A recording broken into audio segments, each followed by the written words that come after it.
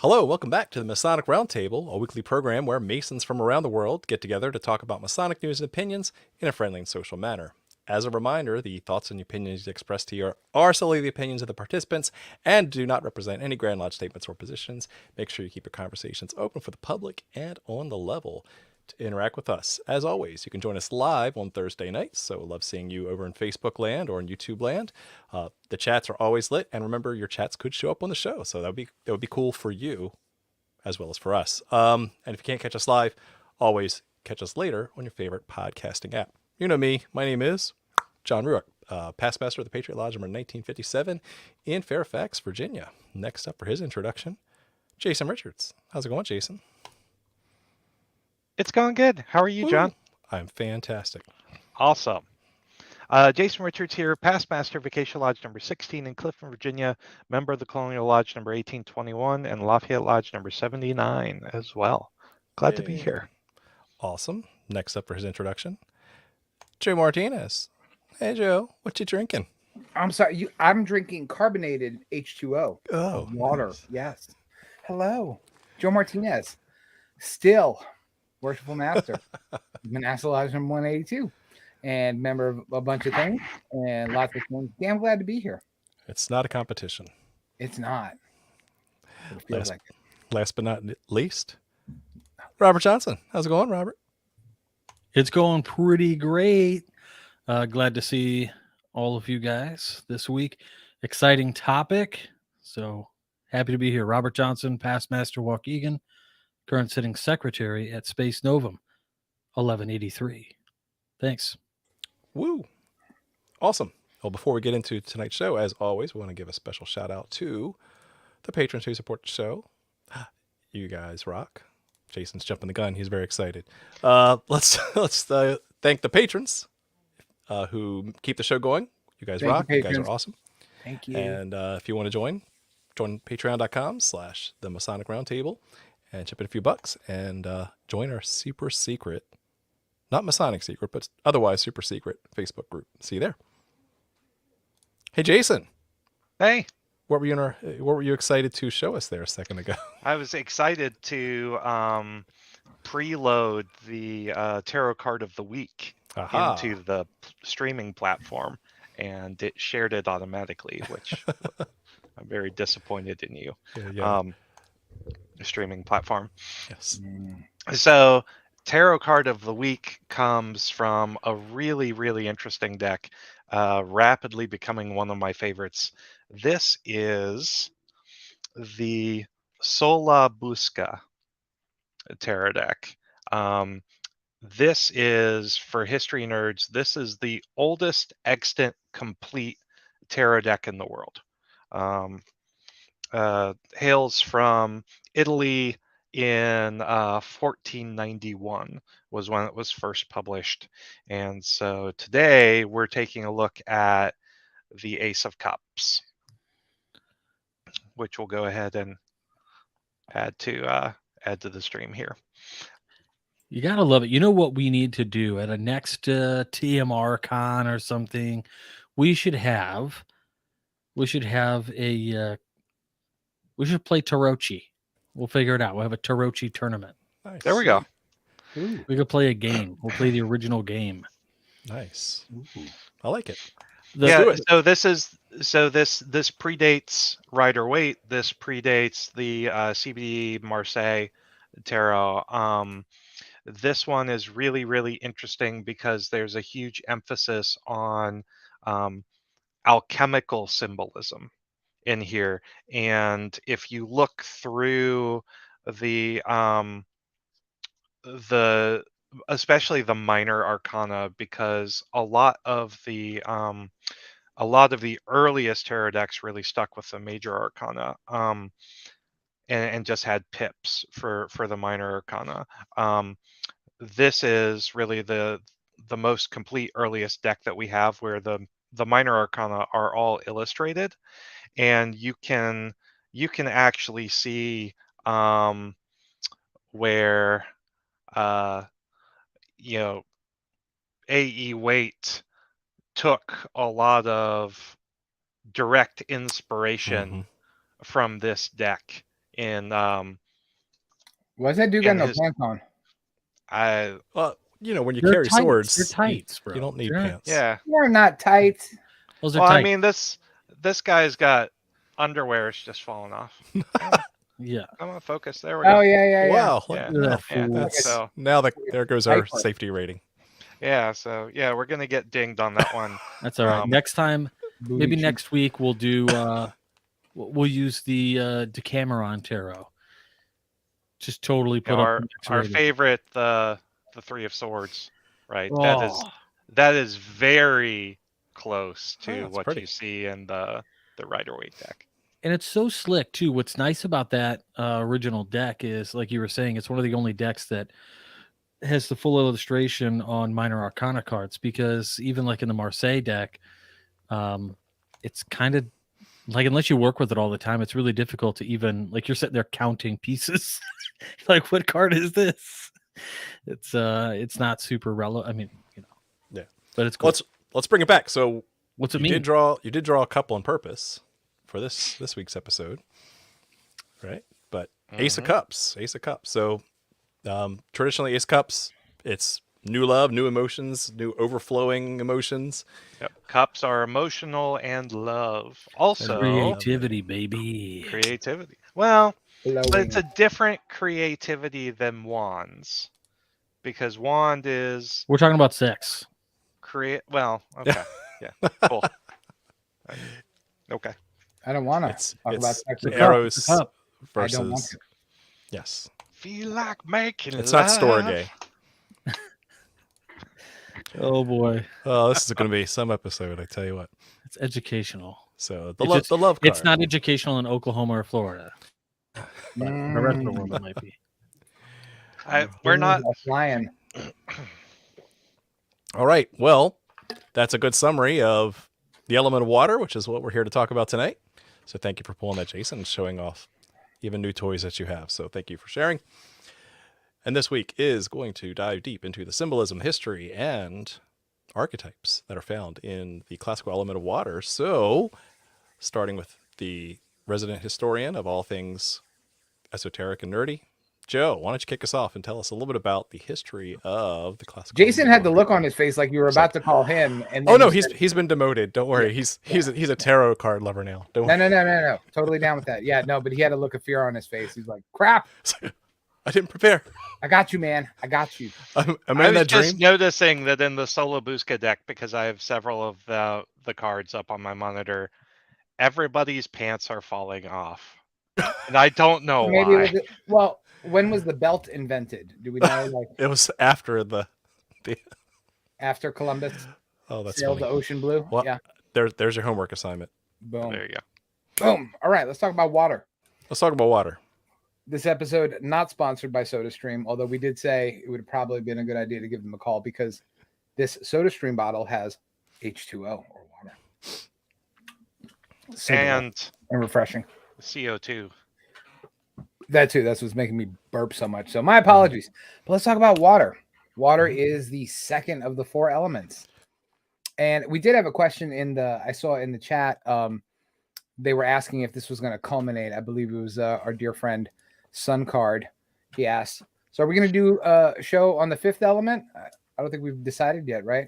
Maybe. I don't know. TBD, depending Maybe. on listener demand. All right. And whether or not we can get Bruce Willis. Mila Jovovich. Yes. We'll get them both Nice. on cam. All right. Let's talk about the symbolic history of water use in religion and ancient cultures, ancient civilizations, mystery schools, all that good stuff. So let's dip our toes. Haha. You see what I did there?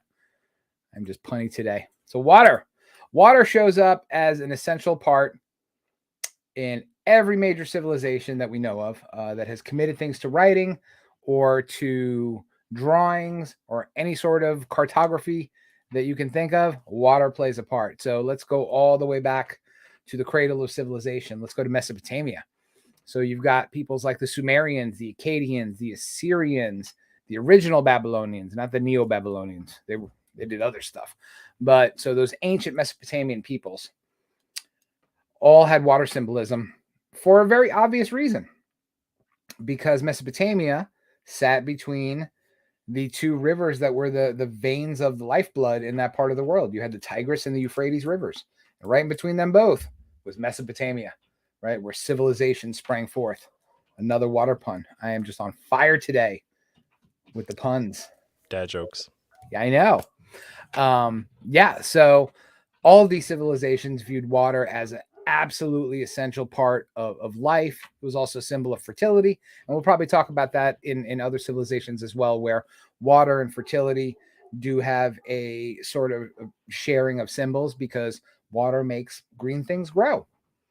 And you need water to do that. So a lot of your ancient civilizations, so some of the oldest water deities in those ancient civilizations was the god Enki, who I think Jason talks about in his Noakai talk, right? I do. Yeah, I was going to say Boom. there's like some diluvian references as well. Deluvian, yes. That means water. Just lots of water that makes you die. It's diluvian, but in Virginia we say diluvian. I don't like that. That's wrong. Okay, but that's wrong. That's a Virginia Masonry inside joke. So yeah, Enki, who Jason talks about, if you haven't seen his talk, it's actually on Refracted Light still. Go check it out. They haven't taken it down yet. What? You haven't? Yeah, I know it's still up there for people to learn and absorb and just make a part of their being. Through their brain holes. Indeed. Enki, god of water, god of knowledge, god of creation. Lots of water symbolism there. So now let's go to the next most popular place that people love to go to. Leaving Mesopotamia, we go to Egypt. Egypt, another civilization whose essential being revolved around water, the Nile River. It was absolutely important to the creation of the Egyptian culture, the rise of the Egyptian kingdoms. All the different dynasties revolved around whether the Nile gave us lots of water or not. And in times of plenty, Egypt thrived. In times of drought, Egypt did not thrive. So the annual flooding of the Nile to the ancient Egyptians was an actual divine event. You know, it was done by the gods so that they could have fertile crops and do wonderful Egyptian things. So again, you're seeing where water is being used by an ancient culture to show that fertility and water are inextricably linked. So they also had gods associated with water and fertility, and they were always intertwined. So now let's go to the next group of people who took a lot of things from the Egyptians. We have the Greeks. So in Greek mythology, water shows up in many, many different places. You have, you know, before the time of the Olympian gods, you had the Titans, and Oceanus was one of those pre-Olympian deities who personified the sea, whose children were the rivers and the oceans and things like that. And this is where you start to get into the concept of those classical elements, water being one of the most important ones, and it became a fundamental component of their mythology. So now we won't even talk about the Romans, because the Romans literally copy and pasted everything from the Greeks. So it's basically saying the same thing twice. So we're not going to do that. So we can actually leave Western Europe and you know, the cradle of civilization and move into China. And we talked about China last week, and we talked about China the week before, where the Chinese had China. The land of China had 5 elements, and a little bit different than your Western cultures, I guess you could say, but water was an absolutely important element. It described a wide range of phenomena, less divine aspects to it than, you know, than you did with the personifications that you had in Greece and Egypt and things like that. But in Taoism, and I'm sure John's going to touch on this, you know, water is considered a symbol in Taoist philosophy. So super important. Now, right next to China, another big group of people who, again, started near a river. So we're starting to see a theme here where civilization started to pop up where there was lots of fresh water. And fresh water was super important to these people. Otherwise, they would not grow crops and they would not drink anything. So you have the ancient Indian cultures that lived around the ancient Ganges River. Again, a sacred river. And it had a god associated with it too. It had Ganja. And the water from the Ganges, at least in ancient times, I can't speak to the current situation of the water in the Ganges, was used in rituals and ceremonies and for purification rites. So Water was also used in medicine and spoken about there. But again, India was one of those other cultures that had 5 elements and not 4. So, and then finally, I think we ended last week with your North and South American, your ancient indigenous cultures. They also had gods that personified water. You had Chak, who was the god of rain to the Mayans. In Aztec mythology, you had Tialak, I think it is, who is a water deity. And again, these deities personified the aspects of water that were so important to these people. Again, fertility, life, things like that. And the Mayans, again, Aztecs, the Hopi, North American Indian cultures, indigenous Indian cultures, they all had similar things when it came to water. So I think that's it. I'm going to take a breath and pass the mic. Yeah, again, one thing I'm just going to reemphasize this time is I love seeing some of the similarities that happen between these different cultures and different traditions. That's what I look for when I'm pulling from different sources. Is to Very syncretic, isn't it? It is. It's a syncretic. That's your SAT word of the day. No, Jason had the SAT word with the proper use of the word extant, because he's one of the few people I know that use it right. Extant, diluvian. Deluvian. Yeah. Diluvian. Diluvian. Is that a Billy from Texas cup? What do we got here? Yeah, it is. I have one too. It is now. Big shout out to Billy. You're on mute, smarty pants. We talked about this. When you buy something cool for somebody, your friend, you have to buy one for yourself. So there you go. There's a classical elements right on the side of that. That's right. Yeah, we're right over there. Mm-hmm. All right, so thank you for covering that history, Joe. That was pretty good because you dive deeper in some of that stuff than I do. Jason, why don't you talk a little bit about the alchemical angle that water plays into? Absolutely, John. Cool. So I took a look at this through an alchemical lens, and so alchemical process classically has 7 stages. The interesting piece about those 7 stages is that water plays a huge role in 5 out of the 7. So you start with kind of the calcination stage, which is where you burn everything. You burn the original materials down to ash. Stage 1. Stage 2 is dissolution, where you take the ashes and you dissolve those ashes in water. And so what you end up getting there is the first phase of a solution, where you can then separate out the impurities from that base material.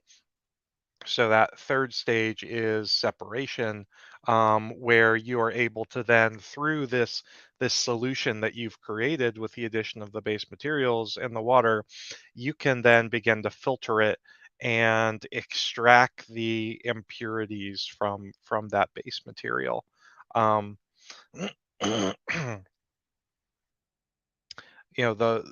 the next stage is the conjunction stage, where you now have this purified material, and here you are able to then integrate this material with other new materials.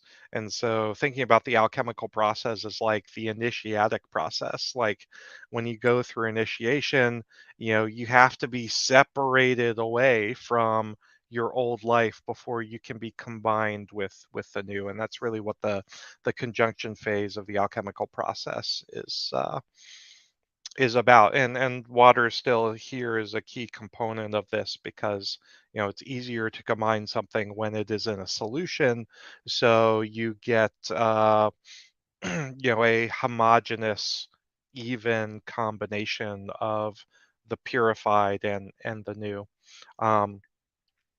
The next phase is fermentation, where you break down the substance almost again through the use of bacteria and other living organisms, before finally, with this new solution, you then go through a distillation phase.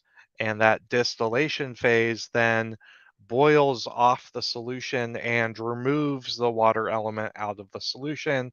And you are left with this new elemental solution thing.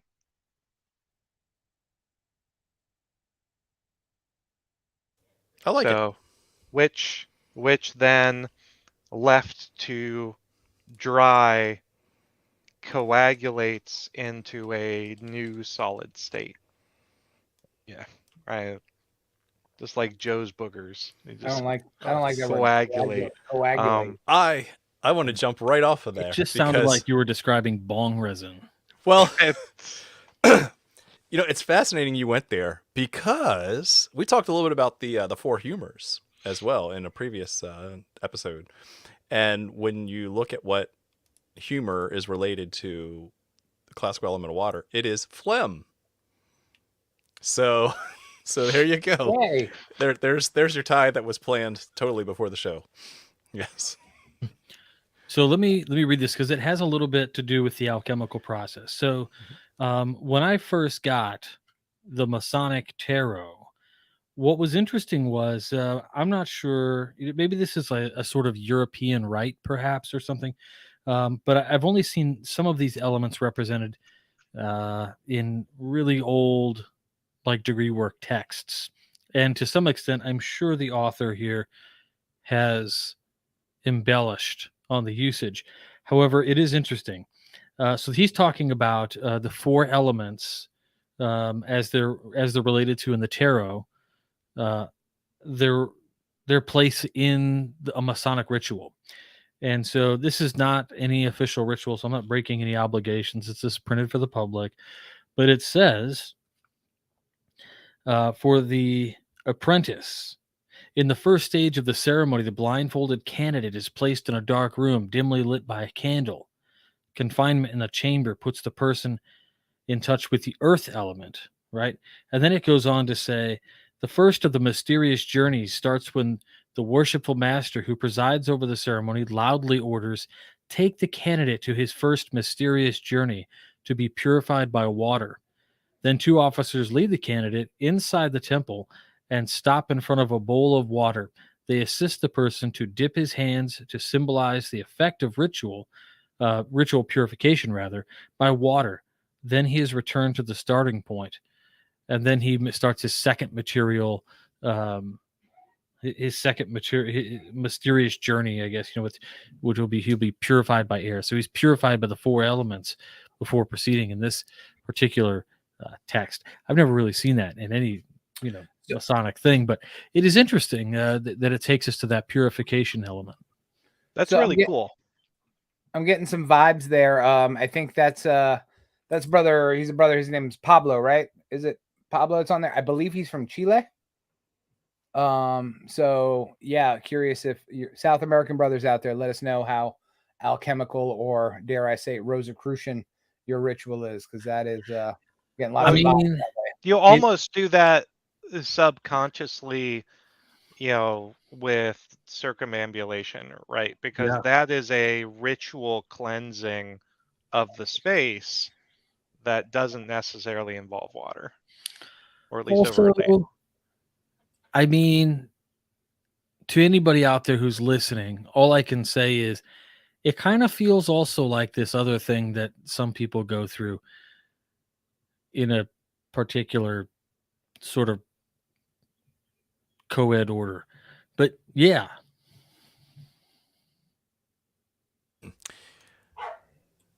Now, Tim Hogan has actually done a little bit of a breakdown of some of the alchemical process as it relates to the obligations of the different degrees. So you can go out and research that. But let's just say, being the first one in the after the earth element, right? That you might want to see something in the first degree about water. He's written some pretty decent stuff.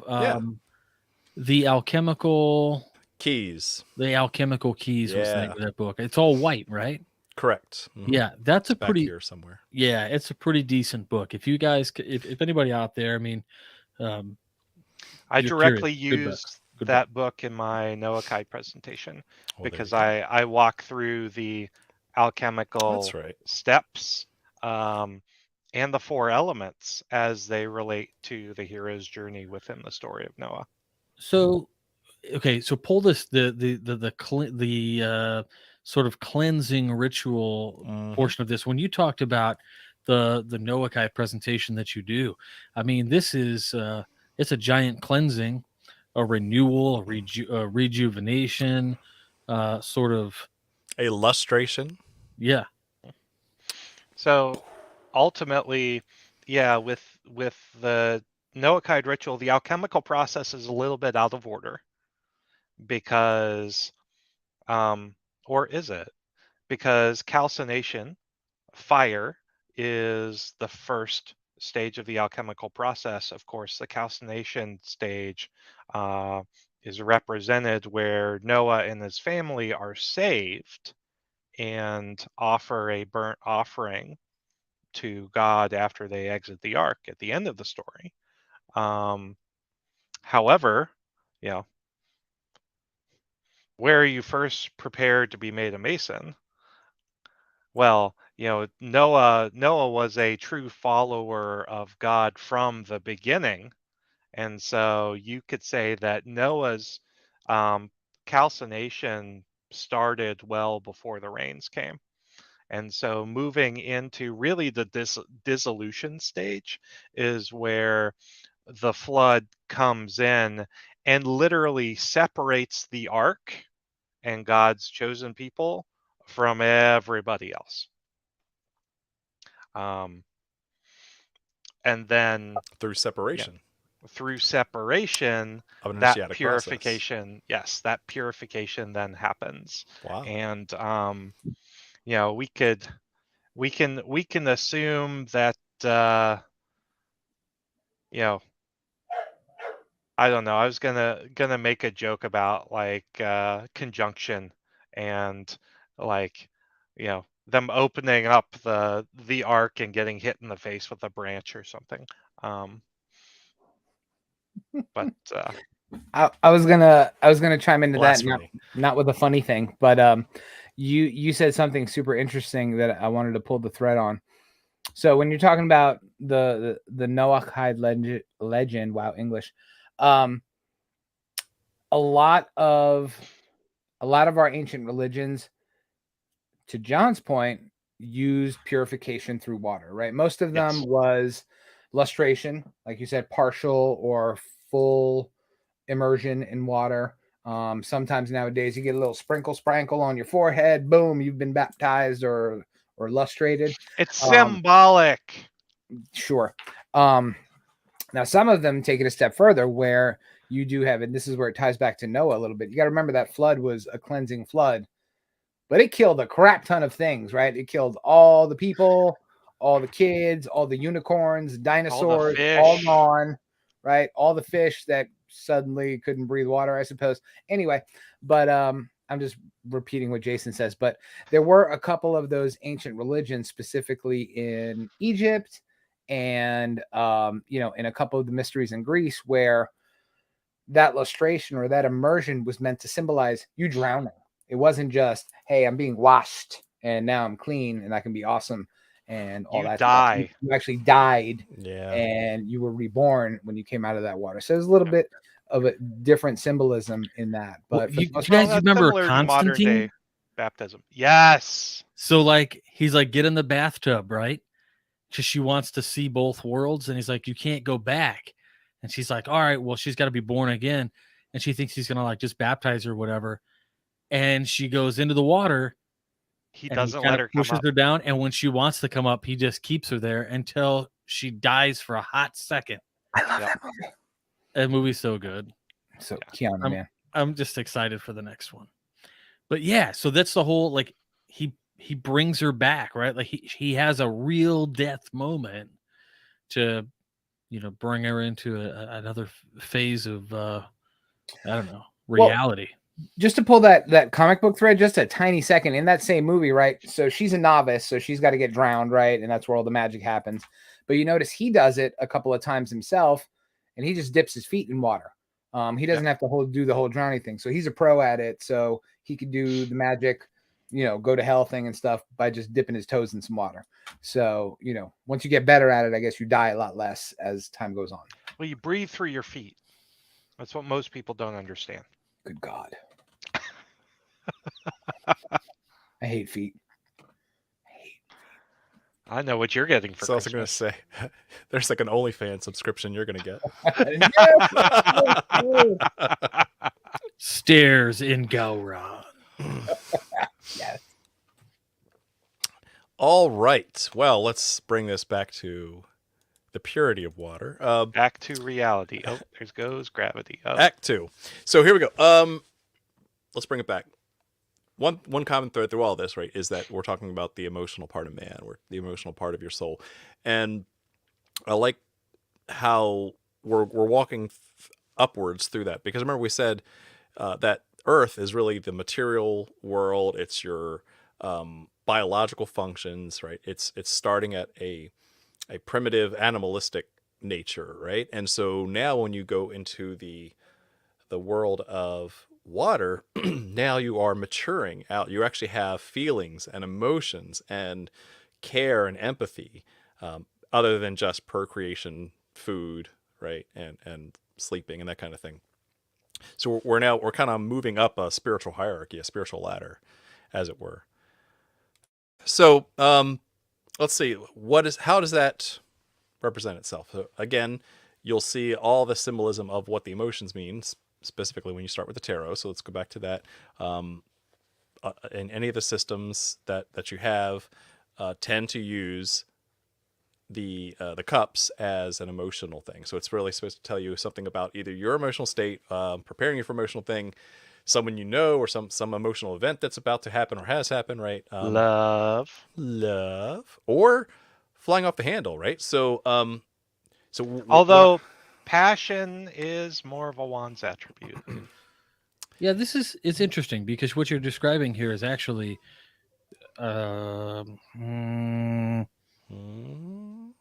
these are male and feminine, attributes that are associated with these cards, right? In general, right. And the cups in general is supposed to be a receptacle, which is symbolic of reproductive organs that a woman has, right? Which is this is the whole thing. Why there are those sort of creative elements. Vesica Pisces being a fish.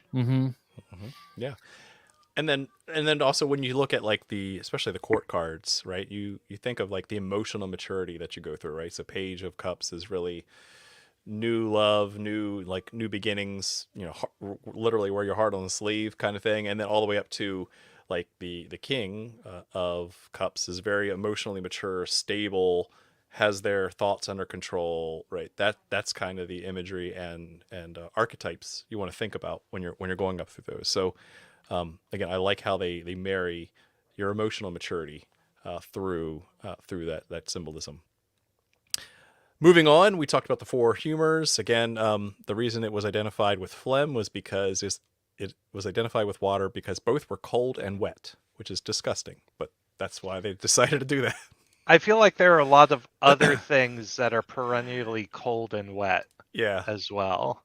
Yep, I agree. Someone, just like a philosopher, sneezed and was like, "Oh, water." Oh, wait, it's just like water. Okay, maybe it's not. They didn't have a lot of like beakers and granulated cylinders. And then he died of the bubonic plague.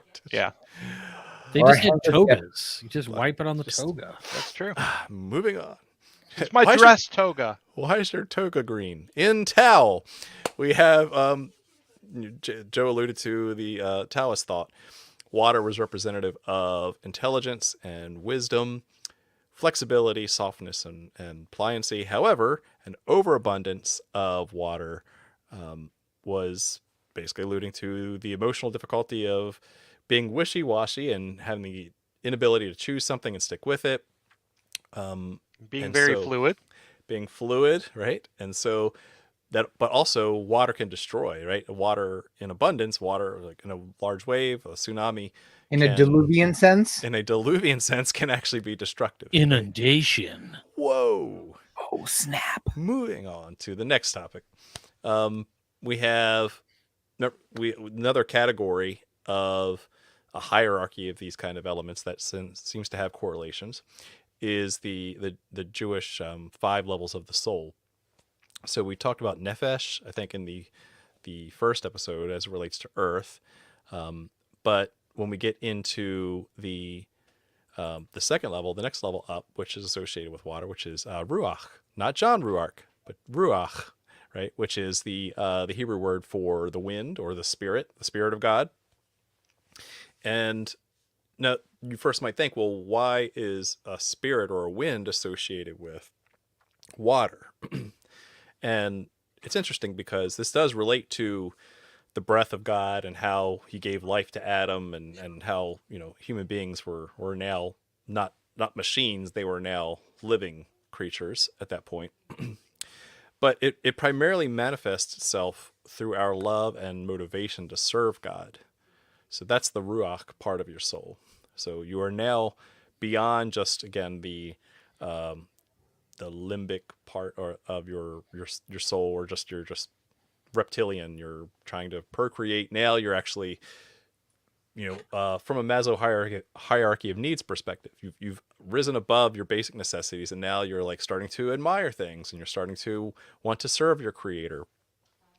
And so, emotional things like when you see a sunset and you're like, oh, this is so beautiful. Thank you, God, for giving me this. Like that's your ruach, like manifesting as well. That's super cool. I was interested in what you were talking about when you started talking about the water and the air coming together. This reminded me of one of the Sumerian tales of essentially Adamo, the first Babylon or Sumerian man, or whatever you want to call it, modern man. But there's like this allegory, right, that the wind is it comes into conjunction with water. Those two elements come together to like propel action or to create movement. I can see that. And so it's just interesting, right? Like archetypally, we think about those things, what they mean as an allegorical sense for some literal thing.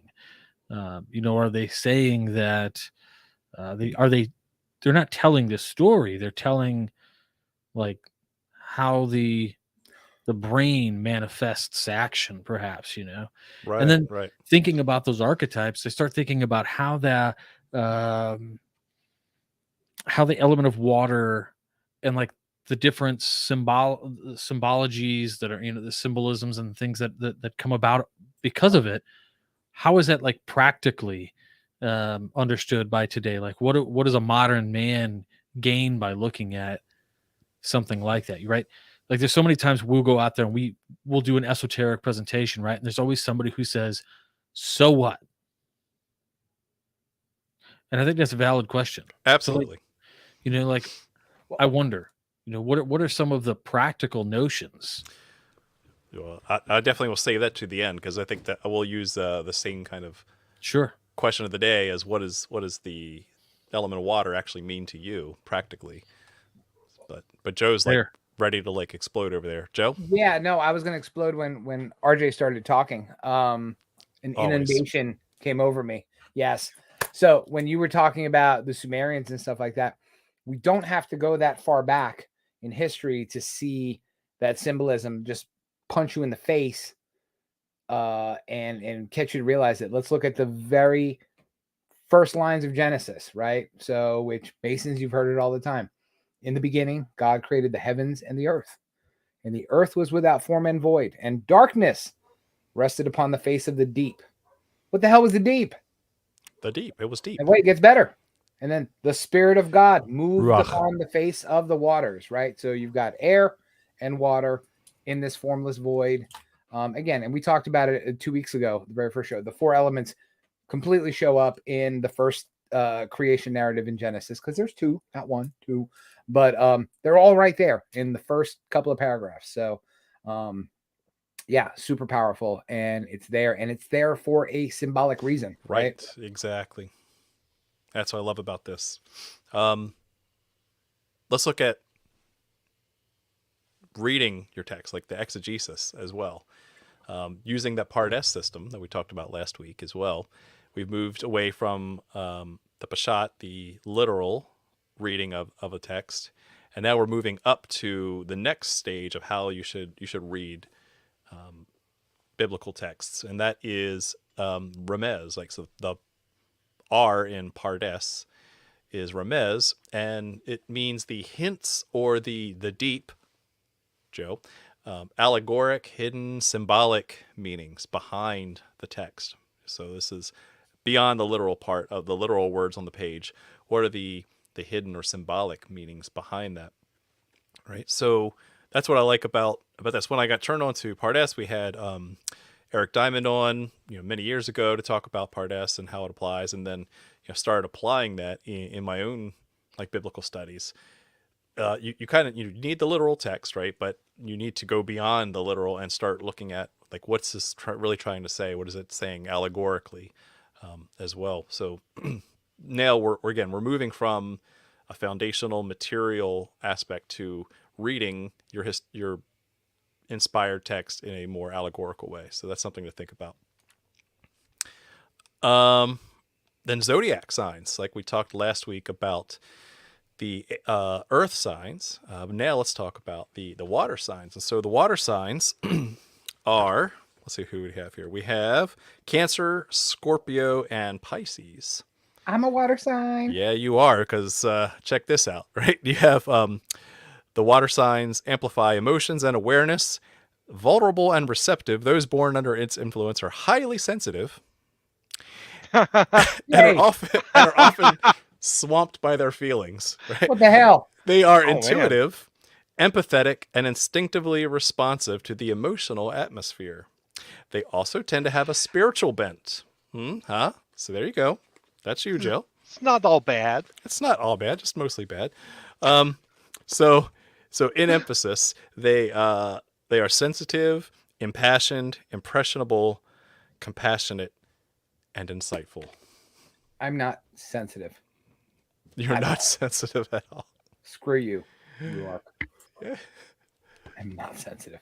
You are. You definitely wear your heart on the sleeve. That's for sure. You got something in your eye, Joe? Not sensitive. Joe has I swear. feelings when they benefit him. Yeah. So again, I love how, depending on all these different systems, when you start to see these correspondences, they all say the same thing, but in a different way. It's a different lens, and whatever system works for you to help to kind of internalize what that means, like that's amazing. Like I think that's certainly worth thinking about. Yeah, there's more Pisces in the room. Yeah, Pisces, brother Jason. Woo! Doesn't that kind of just tie a bow on everything when you say that, where we talk about all these different cultures and all these different systems of belief and systems of philosophy, and they're all really essentially saying the same thing, using different language and different metaphor and different story, and different examples or symbology, but it's literally the same truths bubble up to the surface over and over again. Just modified ever so slightly to make it more appealing to its intended audience. Right. And again, look at a Christian context. Like, so I'm a Christian, and you look at like people have tried to assign like the gospel writers, the four gospel writers, Matthew, Mark, Luke, and John, to the different classical elements. I don't have it at the ready. I'm sure one of you guys can bring it up or check into it. There's obviously a lot of interpretation there. Some people will disagree on what they would stand for, but it still stands that you could take most of these philosophical or religious frameworks and kind of marry them up in this similar way. So whether it be Judaic, whether it be Christian, Sufi, whatever it is, like there's lots of different ways that you can organize these things and really basically say the same thing, like Joe was saying. The last thing I had prepared, or sort of pseudo prepared, was the back to the Platonic solids. So those are interesting because, let me share my screen. This one over here, and go. Wait for it. Boom. The Platonic solids. We talked about Earth being the cube, being foundational, grounded, square, like rigid, right? But now water, it's interesting. Water kind of comes, multifaceted compared to fire, air, and earth before it, right? Because it's not But they're four-sided. all just friends. They just hang out, which is They're great. just friends because they keep it platonic. Ha! Nah. I see what you did there. So, you have the 4-sided fire, the 8-sided air, the 6-sided earth, and the 20-sided icosahedron water. So I was really trying to wonder why did they go nuts with water? And if you look at it from the Platonic description, again, this is something that I haven't really delved into much, but like it's blunt, it's dense, and mobile. Therefore, it's equated with the icosahedron. And they basically say that if you look at the fire particles, which are tetrahedral, due to being light and simple, the opposite is true for water particles, which are isohedral and heavy and complex. After all, it is something able to easily squash and extinguish a flame. You could take this complicated water, boom, smack it on fire, and the fire's out. Right? Water, it's like if you're playing rock, paper, scissors, right? Water can trump fire very easy. Right? It's very hard for fire to, you need a lot of fire to turn water into air. Right, Joe? Right. Fire! So that's the reason why it is the Platonic solid that it is. Something interesting to think about. And Scott says, are these ideas that are universal across cultures a sort of an inverted reflection of what our psyches need for bringing about structure in an otherwise chaotic world? What say you, Jason? Yes. 5 points for Gryffindor. This is kind of one of my fundamental theories of like Jungian archetypes and world religions, is that we have all ingrained in us, be it the divine spark or something endemic to humanity, that causes us to gravitate towards certain foundational constructs to explain the world around us, which is why you have the same ideas happening with no knowledge or no foreknowledge of those ideas throughout time, throughout space, throughout history. Yes. Well, there you go. The last thing I want to do is indeed.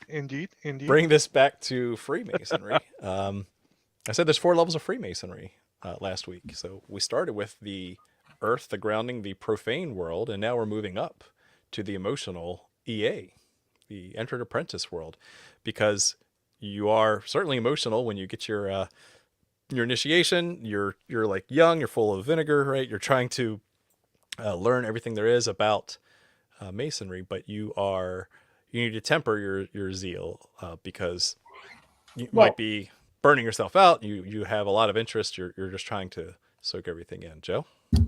Oh, you said burnout, so I raised my hand. No. Someone call my name? Yeah, Oh, wait. hi. Yeah, another thing. Hi, I'm a Pisces. No. I'm a Pisces. I'm so tired. Anyway, when I think of the EA and what I think of purification, right? The destitution, the washing away of your external world, all the garbage that you keep, held up inside, and we ask you to leave it in that room, in that tiny little room with the smelly pajamas. Leave it all outside. Just be the barest, most pure form of you that you can be, and start fresh. Exactly. That's a beautiful allegory to go with the entered apprentice degree and how it relates to water, right? And there might be some rough sands of a sea that we should be concerned about as well. Maybe. Gets in your shoes. I hate that. Yes. Yeah. Okay. Well, now pulling this all together, we're going to do the final question of the day, which was alluded to earlier, and that is the same question as before, replaced by the element of water, which is, how are you applying, or what does the element of water mean to you personally? And we'll start with Jason Richards. So for me, the element of water is present very much in my spiritual life. A focus on self-improvement, self-sanctification. So the idea, as Masons, we inculcate that we try to take ourselves and become better. And so to me, exposing myself to things that make me uncomfortable is like Joe. Someone's gonna I knew that was coming. someone's gonna be like, wow, Jason exposes himself to Joe. Like, no. Good night, everybody. Good night. Yeah, I mean, we already got demonetized for this episode anyway. Like, that was a full 45 minutes ago. Yeah. No, so for me, I didn't really start growing leaps and bounds spiritually until I made myself very uncomfortable by learning and exposing myself to different worldviews, spiritual disciplines, what have you, that were outside of the norm. And I think a lot of what happens, especially in the water stage of alchemy, is you get flooded with information so that you can then start to, separate out the stuff that's bad, and then through conjunction add in the stuff that's good, all the way through Joe's favorite word of the evening, coagulation, where you then present yourself as this new being. And so for me, water, yes, deeply emotional, but the focus on it being a critical stage for divestment of vices is huge for me. Nice. Awesome. Well, thanks for sharing that. Let's head over to Joe to see if he can top that one. Nope. All right. I like water because it's wet. Boom, the end. No. I like water. Fail. Sorry. You disappoint me. I'm wait. I got something in my pocket. So, for me, water is all about the purification aspect, right? And it's not always a happy or peaceful moment, right? With the cleansing of your vices and your preconceptions and how you think about the world. Sometimes that's a painful process, like Jason was talking about, right? And so the deluvian aspects, all those adjectives we've thrown out today, the destructive aspects of water can be cleansing. It's not peaceful, and it sure as hell isn't cathartic, but it will change you, whether you want it to or not. So I think in the long run, it's water is there to purify us, to cleanse us, to remind us that no matter how much bad stuff we have in our hands, there is an ample amount of water that will wash that away. And, keeping that as a reminder to us can ground us, can center us, and can help us navigate that pathway slowly but surely. And knowing that there's always times to restart or refresh or, take a step back, wash off the gunk or the phlegm or whatever the hell John was talking about. And start over. So I appreciate those times to purify myself when I especially need to. And yeah, I look forward to new opportunities to do that. Boom. Sweet. The water's wet. I'd Water's rather wet. Soda stream. Woo. Awesome. And wrapping things up. Hashtag not a sponsor. Not a sponsor. Not a sponsor. It could have been.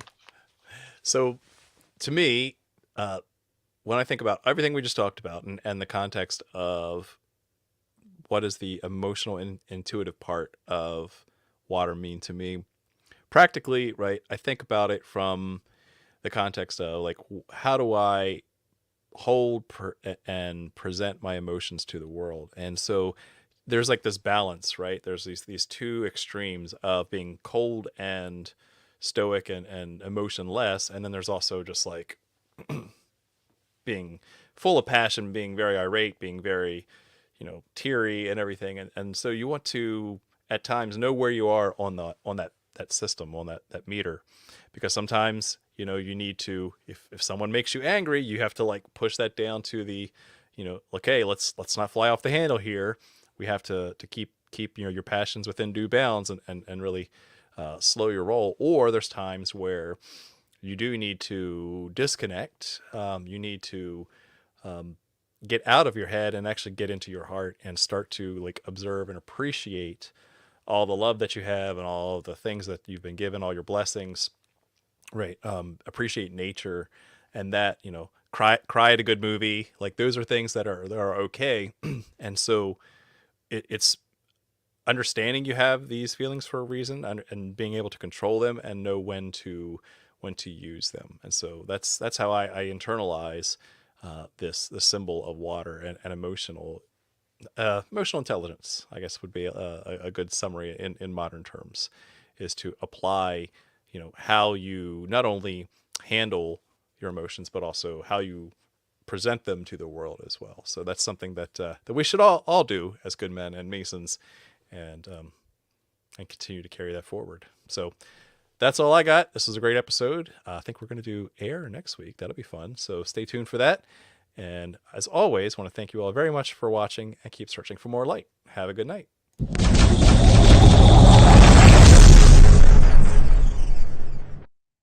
Bye.